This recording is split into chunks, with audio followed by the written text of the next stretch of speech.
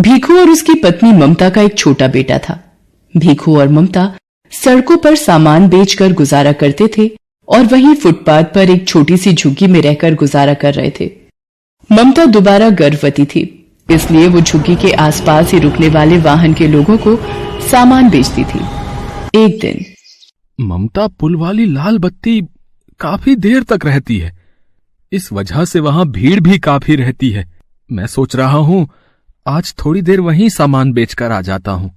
इतनी भीड़ में ध्यान से जाना, लाल बत्ती खत्म होते ही गाड़ियां रफ्तार से दौड़ती हैं। भीखू पुल के नीचे सामान बेचने चला जाता है। ले लीजिए भैया, ये खिलौना आपके बच्चे के लिए, ये गुब्बारा ले लो भैया। हाँ हेलो, ये गुड़िया कितने की दी? 20 रुपए की है साहब। 20 रुपए? 10 रुपए की लगा ले, दे रहा है तो। इतनी देर में लाल बत्ती का सिग्नल खत्म हो जाता है। ले लो साहब, आप 10 रुपए ही दे दो। भीखू 10 रुपए लेकर जैसे ही गाड़ी वाले को गुड़िया पकड़ाकर पलटता है, एक गाड़ी उसे धक्का मार देती है। जैसे ही भीखू नीचे गिरता है, एक और गाड़ी उसे कुचल देती है। भीखू वहीं मर जाता है। भीखू के साथ एक और व्यक्ति जो सामान बेचता था, वो ये दुर्घटना देख लेता है और ममता को बताता है। नहीं, ये नहीं हो सकता, मैं किसके सहारे जीऊंगी? आप मुझे क्यों छोड़ गए सूरज के बापू? बापू आप कहाँ चले गए? बोलो बापू। ममता सूरज के हाथ से भीखू का अंतिम संस्कार करती है। भीखू के देहांत के बाद ममता बिल्कुल अकेली हो गई थी। एक दिन ममता बेटे सूरज और गोद की बच्ची को लेकर दिन भर सड़कों पर गुब्बारे बेचती थी। एक दिन, सूरज तू यहीं सोनी के पास रहना, आज धूप और गर्मी ज्यादा है, इसलिए तुम दोनों यहीं रहना। मैं कुछ गुब्बारे और पेन बेचकर सोनी के लिए दूध और तुम्हारे लिए रोटी ले आऊंगी। ममता गुब्बारे और पेन बेचने चली जाती है। साहब पेन ले लो, 10 रुपए में 5 पेन है, ले लो ना साहब। ले लो बीबी जी, ये गुब्बारा ले लो, आप खरीद लोगी तो मैं बच्चों के लिए कुछ खाने को ले जाऊंगी। ममता बड़ी मुश्किल से कुछ गुब्बारे बेच पाती है और थोड़ा दूध और रोटी बच्चों के लिए खरीद कर लाती है। तभी एक महिला ममता के पास आती है। ममता, कल हमें ये झुग्गियां खाली करनी पड़ेंगी, यहाँ से अब तू भी कहीं और रहने की जगह ढूंढ ले। मैंने तो एक बस्ती में 100 रुपए किराए पर एक झुग्गी ले ली है, बस तुझे ही खबर देने आई थी। हे भगवान, अब अपने दोनों बच्चों को लेकर कहाँ जाऊंगी? अपने बच्चों के रहने के लिए मुझ गरीब का घर कहाँ से लाऊंगी? ममता अपने बच्चों को लेकर एक दुकान के बाहर बैठ जाती है। तभी सामने एक ऑटो रिक्शा पलट जाता है और एक महिला ऑटो रिक्शा से गिर जाती है। ममता भागती हुई महिला के पास जाती है। ओ भैया, कैसे ऑटो रिक्शा चला रहा था? देखकर नहीं चलाया जाता? जल्दी इन्हें हॉस्पिटल लेकर चलो। ममता उस महिला को संभाले बच्चों के साथ हॉस्पिटल पहुंचती है। ऑटो वाला ममता और उस महिला को अपने ऑटो से उतार कर भाग जाता है। सूरज, जा जल्दी से उन भैया को बुला कर ला, वो माँ जी को अंदर ले जाएंगे। डॉक्टर उस महिला को देखता है। देखिए, इनकी रीढ़ की हड्डी टूट गई है, तो अब इनको कंप्लीट बेड रेस्ट की आवश्यकता है। इनके घर से जो भी सदस्य हैं उन्हें आप बुला लीजिए। डॉक्टर, मैं नहीं जानती ये कौन है, इनका एक्सीडेंट हुआ तो मैं इन्हें यहाँ ले आई। डॉक्टर, इन्हें कब तक होश आ जाएगा? तभी ये अपने बारे में बता पाएंगे। 1 से 2 घंटे में इन्हें होश आ जाएगा। लगभग 2 घंटे बाद उस महिला को होश आता है और वो अपने बारे में बताती है। मेरा नाम राज रानी है। पता नहीं उस ऑटो रिक्शा वाले ने कैसे चलाया कि अचानक से ठोकर लगी और ऑटो पलट गया। उसके बाद मुझे धुंधला सा याद है कि तुमने मुझे उठाया था और ऑटो में बिठाया। तुम्हारा बहुत बहुत शुक्रिया बेटी, जो तुम मुझे यहाँ ले आई। माँ जी, आपकी रीढ़ की हड्डी में फ्रैक्चर हुआ है, इसीलिए आपको घर ले जाने के लिए एम्बुलेंस की व्यवस्था करनी होगी। बेटी, मेरे पति अपने बिजनेस के काम से दूसरे शहर गए हुए हैं, मेरी एक सहायता करो, एम्बुलेंस में मेरे घर तक पहुंचने में मेरी मदद कर दो। डॉक्टर, मैं बिल अकाउंट से भर दूंगी, आप एक एम्बुलेंस की व्यवस्था करा दीजिए। माँ जी, आप बिल्कुल भी चिंता मत करिए, मैं आपके साथ ही चलूंगी। ममता राज रानी को एम्बुलेंस में घर तक लेकर आती है। राज रानी को उस वक्त एक सहारे की बहुत जरूरत थी, जो ममता के रूप में उन्हें मिला था। घर पहुंचकर राज रानी अपने पति महेंद्र नाथ को फोन पर सारी बात बताती है। ममता, मैंने अपने पति को फोन कर दिया है, वो कल सुबह ही वापस आ रहे हैं। क्या तुम कल सुबह तक मेरे पास रह सकती हो? ममता राज रानी की बातों को सुनकर रोने लगती है। क्या हुआ ममता, तुम अचानक रोने क्यों लगी? कोई जबरदस्ती नहीं है बेटी, तुम अगर नहीं रुकना चाहती तो कोई बात नहीं, और फिर तुमने इतना कुछ किया है मेरे लिए, वो बहुत बड़ी बात है। ममता राजरानी को अपने रोने का असली कारण बताती है और अपनी जिंदगी की सारी आपबीती सुनाती है, जिसे सुनकर राजरानी की आंखों में आंसू आ जाते हैं। आप ही बताइए माँ जी, अब मैं क्या करूं? अपने इन छोटे बच्चों को लेकर कहाँ जाऊं? चिंता मत करो बेटी, भगवान सब ठीक करेंगे। वहां सामने मेरी रसोई है, तुम वहां जाकर अपने लिए भी भोजन बनाओ, मेरे लिए भी, और इन बच्चों को भी खिलाओ। कब से तुम मेरी वजह से भूखी हो और बच्चे भी तुम्हारे साथ भूखे हैं। माँ जी, पहले आप ये दवाई ले लीजिए और आपको किसी भी चीज की जरूरत हो तो मुझे आवाज लगा देना। ममता राजरानी और सूरज को खाना देती है और सोनी के लिए थोड़ा दूध भी गर्म करती है। अगले दिन जब महेंद्रनाथ वापस आता है तो उसे सारी बात पता चलती है। वो भी ममता का धन्यवाद करते हैं। ममता बेटी, तुमने राजरानी के लिए इतना सब कुछ किया, उसका मैं हमेशा शुक्रगुजार रहूंगा। धीरे धीरे राजरानी की तबीयत में सुधार होने लगता है। ममता राजरानी की बहुत सेवा करती थी। 1 महीने बाद राजरानी बिल्कुल ठीक हो जाती है। माँ जी, अब आप ठीक हो गई हैं तो अब मुझे भी चलना चाहिए। मुझे भी आपके पास रहते इतने दिन हो गए। आपसे इतना प्यार पाकर मैं धन्य हो गई। आपने मेरे बच्चों को इतना प्यार दिया, इतना दुलार दिया, इसके लिए मैं सदैव आपकी आभारी रहूंगी। ममता, सूरज मुझे नानी माँ कहकर बुलाता है। क्या ये बच्चे हमेशा के लिए अपनी नानी माँ के पास नहीं रह सकते? हाँ ममता बेटी, हम दोनों की कोई औलाद नहीं है, पर सूरज और सोनी को देखकर हमारे मन में नाना नानी वाला प्यार उमड़ पड़ा। तुमने राजरानी की माँ जैसे सेवा की है बेटा। हम अपनी बेटी को बेसहारा नहीं भटकने देंगे। ममता की आंखें आंसुओं से भर आती हैं। बेसहारा को सहारा मिल जाता है। ममता राजरानी के गले लग जाती है। उस दिन के बाद से ममता महेंद्रनाथ के कारोबार में उसका हाथ बटाने लगी और उसने दोनों बच्चों को पढ़ा लिखा कर बच्चों के सपने पूरे किए।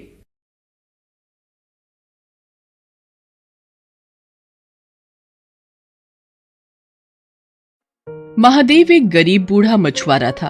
उसके परिवार में उसकी बूढ़ी पत्नी सती के अलावा और कोई नहीं था। आज 3 दिन से सती बुखार से तप रही थी। महादेव के पास इतना पैसा भी नहीं था कि वो उसका इलाज करवा सके। उस दिन वो सुबह जल्दी उठ गया। एक बार उसने सती के सिर पर हाथ रखा। उसे अभी भी बुखार था। उसने अपना मछली पकड़ने वाला जाल और बाल्टी उठाई और नदी पर मछली पकड़ने चल दिया। नदी के किनारे पहुंचकर उसने अपना जाल डाल दिया और मछली के फंसने का इंतजार करने लगा। वहां एक और मछुआरा छगन भी अपनी नाव पर बीच नदी में मछली मार रहा था। महादेव को देखकर छगन बोला, अरे बाबा, किनारे बैठने से बड़ी मछली नहीं मिलेगी। नदी के थोड़ा अंदर आओ तो हो सकता है कि कोई बड़ी मछली फंस जाए। है? नहीं बेटा, ना तो मेरे पास नाव है और न शरीर में ताकत जो मैं नदी में जाकर मछली पकड़ सकूं। अब सब कुछ भगवान के ऊपर है। उन्होंने चाहा तो मुझे बड़ी मछली जरूर मिलेगी। छगन ताने मारता हुआ बोला, तो फिर बैठे रहो घाट को पकड़ के। भगवान तुम्हारे लिए लाल परी मछली भेजेंगे। लाल परी एक बहुत ही नायाब मछली होती है जिसकी कीमत लाखों में होती है। ऐसी मछली किसी भाग्यवान को ही मिलती है। एक बार जिसे लाल परी मिल जाती है उसकी किस्मत ही चमक जाती है। खैर, महादेव ने छगन की बातों पर कोई ध्यान नहीं दिया और काफी देर इंतजार करने के बाद अपना जाल खींचा। उसका जाल भारी लग रहा था। लगता है कोई बड़ी मछली फंसी है। मगर जैसे ही उसने जाल बाहर खींचा उसका सारा जोश ठंडा पड़ गया।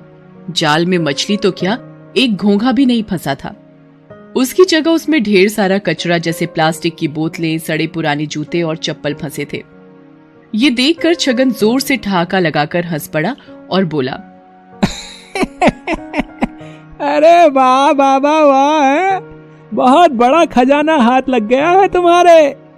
इसी तरह रोज खजाना मिलता रहा तो एक दिन तुम जल्दी ही रईस बन जाओगे।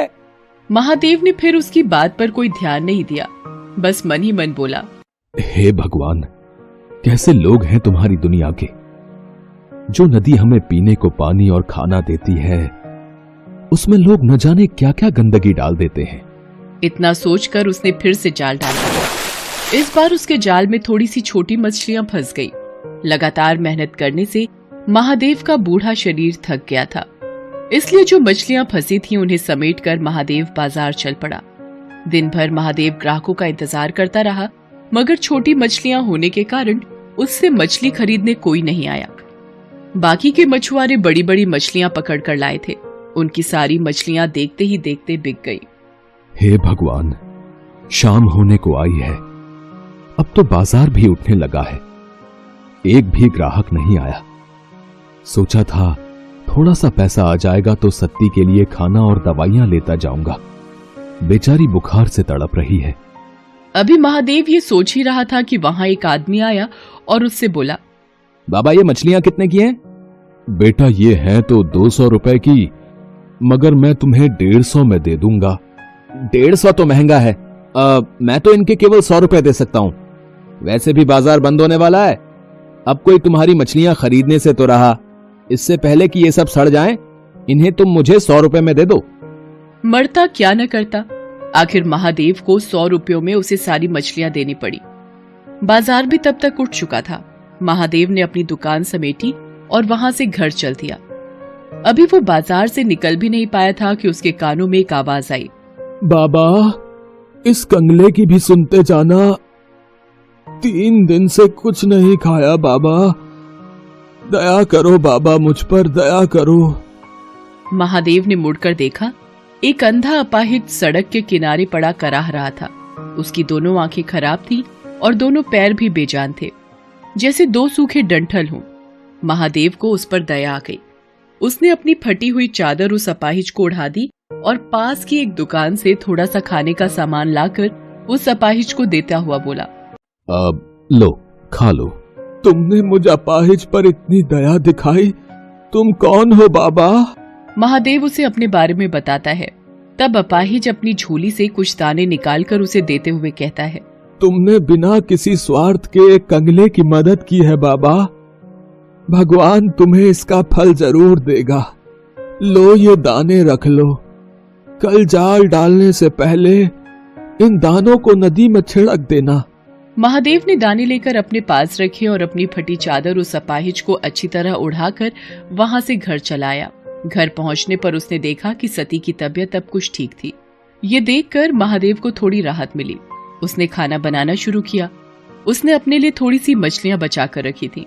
उन मछलियों के साथ उसने आज खरीदे हुए थोड़े से चावल और आलू बनाए और सती को खिलाया। सती को खिलाकर सुलाने के बाद जैसे ही वो खाने बैठा, तभी वहाँ गांव का कुत्ता कालू आ गया। कालू को देखते ही महादेव के चेहरे पर मुस्कान तैर गई। वो कालू को पुचकारते हुए बोला, क्यों कालू बेटा, भूख लगी है? ठहर, अभी तुझे खाना देता हूँ। इसके बाद महादेव ने अपने बचे हुए खाने में से एक हिस्सा कालू के सामने डाल दिया। एक अरसे से महादेव ऐसा ही करता रहा था। वो जब भी खाने बैठता तब कालू वहाँ आता और महादेव कालू के साथ मिलावट कर खाना खाता। खाना खाकर कालू वहाँ से चला गया और महादेव भी भगवान का नाम लेकर सो गया। अगली सुबह वो फिर अपना जाल लेकर मछली पकड़ने चल दिया। नदी किनारे पहुंचकर उसे उन दानों की याद आई जो कल अपाहिज ने उसे दिए थे। उसने उन दानों को नदी में बिखेर दिया और फिर वहां अपना जाल डाल दिया। अभी थोड़ी ही देर हुए थे कि अचानक लगा जैसे जाल में कोई भारी चीज फंसी है। महादेव जाल को खींचने लगा, मगर बूढ़ा होने के कारण उससे जाल खींचा नहीं जा रहा था। जैसे तैसे काफी देर की मेहनत के बाद उसने जाल बाहर निकाला। जाल को देखते ही उसकी आंखें चौंधी आ गई। जाल में एक बड़ी सी लाल परी मछली फंसी थी। छगन मछुआरा भी ये सब देख रहा था। लाल परी को देखते ही उसकी आंखें आश्चर्य से फट पड़ी। उसने मन ही मन सोचा, अरे बाप रे, इतनी बड़ी लाल परी है? अगर ये मुझे मिल जाए तो हफ्ते भर की कमाई एक ही दिन में हो जाए। इस बुढ़े से किसी भी तरह ये मछली छीन लेनी चाहिए। उधर छगन की दुष्टता से अनजान महादेव किसी तरह उस मछली को उठाकर वहां से जा रहा था। तभी उसे एक तेज धक्का लगा और वो बुरी तरह जमीन पर गिर पड़ा। मछली भी उसके हाथ से छूट गई। उसे छगन ने धक्का दिया था। उसके गिरते ही छगन तेजी से लाल परी को उठाकर भागा। महादेव चिल्लाया, अरे अरे चोर चोर, पकड़ो पकड़ो, वो मेरी मछली लेकर भागा जा रहा है, कोई पकड़ो उसे। मगर वहां कोई भी नहीं था जो महादेव की पुकार सुनता। लेकिन अगले ही पल ना जाने कालू वहां कैसे आ गया और भागते हुए छगन पर टूट पड़ा। उसने कई जगह छगन को काट खाया। छगन दर्द से चिल्ला उठा। उसका चिल्लाना सुनकर आसपास के रहने वाले लोग वहां भागे आए। इतने सारे लोगों के सामने अपनी पोल खुलने के डर से छगन लाल परी को वहीं छोड़कर भाग गया। तब तक महादेव भी वहां पहुंच गया। लोगों ने उस मछली को महादेव को सौंप दिया।